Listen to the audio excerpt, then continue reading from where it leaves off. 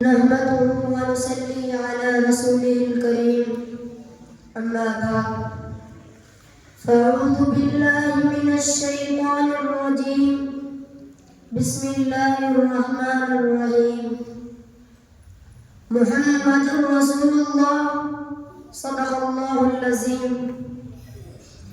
ہر ابتدا سے پہلے، ہر ابتدا کے بعد، ہر ابتدا سے پہلے، ہر ابتدا کے بعد ذات نبی بلند ہے، ذات خدا کے بعد. دنیا میں جس قدر احترام کے قابل ہیں لوگ، دنیا میں جس قدر احترام کے قابل ہیں لوگ، میں ان سبھی کو مانتا ہوں، مگر مصطفیٰ کے بعد صلی اللہ علیہ وسلم قابل قدر حضرات اساتذہ کرام، مہمانان اعظام، حق میں مستحق شخصیات اور لشکر نانودوی قاسم العلوم کے سپہ سالاروں، اس وقت میں نے آپ حضرات کے سامنے ایک آیت کریمہ پیش کی، محمد رسول اللہ. اس میں ایک لفظ محمد ہے، ایک لفظ رسول ہے، ایک لفظ اللہ ہے. میں کہوں گا ہمارے ایمان کی بنیاد ایک پیغمبر کی ذات بھی جنت سے آئی ہے، پیغمبر کی بات بھی جنت سے آئی ہے. دیوبندیت کا عقیدہ ہے پیغمبر کی ذات بھی محفوظ ہے، پیغمبر کی بات بھی محفوظ ہے. دیوبندیت کا عقیدہ ہے پیغمبر کی ذات بھی عیب ہے، پیغمبر کی بات بھی عیب ہے.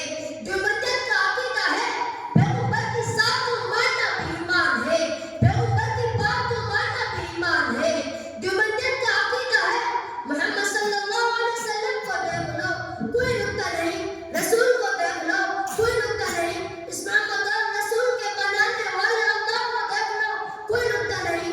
دیوبندیت کا عقیدہ ہے پیغمبر کی ذات کو بھی خدا نے بنایا ہے، پیغمبر کی بات کو بھی خدا نے بنایا ہے.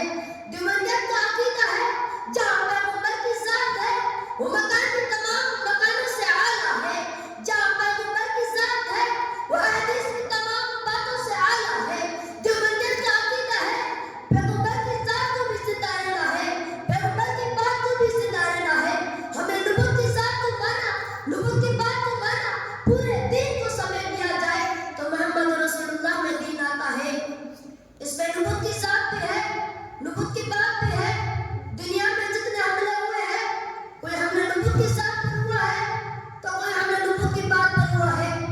میں قادیانی کے حوالے سے گفتگو کرتے ہوئے یہ بات کہہ دینا چاہتا ہوں کہ مرزا قادیانی نے دعویٰ کر کے ختم نبوت کا انکار کر کے نبی صلی اللہ علیہ وسلم کی ذات پر بھی حملہ کیا ہے، نبوت کی بات پر بھی حملہ کیا ہے.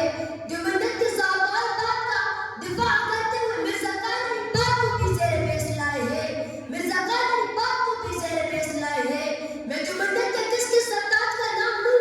حاجی امداد اللہ مہاجر مکی کو دیکھ لے، بانی دیوبندیت مولانا قاسم نانودوی کو دیکھ لے، سرپرست اول مولانا رشید احمد گنگوئی کو دیکھ لے، شیخ العلم رجب حسین احمد مدنی کو دیکھ لے، حکیم الامت مولانا اشرف علی تھانوی کو دیکھ لے، محدث عظیم علامہ احمد شاہ کشمیری کو دیکھ لے، رئیس المناجرین حجت اللہ بلال مولانا امین نقاڑی کو دیکھ لے، مولانا عثمان منصور پوری کو دیکھ لے، مفتی سعید احمد صاحب پالن پوری کو دیکھ لے، اور موجودہ دور میں صدر مدرسین حضرت مولانا ارشد سید ارشد مدنی دامت برکاتہ العالیہ کو دیکھ لے. یہ سب علماء کی فہرست ہے جنہوں نے انکار کیا اور ابطال باطل کے لیے اپنا تن من دھن قربان کر دیا. اگر تم پھر بھی دیوبندیت کو غلط کہتے ہو تو سنیں، دیوبندیت بھی ڈر کا نام نہیں ہے، دیوبندیت بھی بزدلی کا نام نہیں ہے، دیوبندیت بھی جھکنے کا نام نہیں ہے، دیوبندیت بھی بکنے کا نام نہیں ہے، دیوبندیت ڈٹ جانے کا نام ہے. ارے دیوبندیت کو میدان ہے اور ازنے کا نام ہے. ہم نے ہر دور میں تقدس رسالت کے لیے، ہم نے ہر دور میں تقدس رسالت کے لیے وقت کی تیز زبان سے بغاوت کی ہے.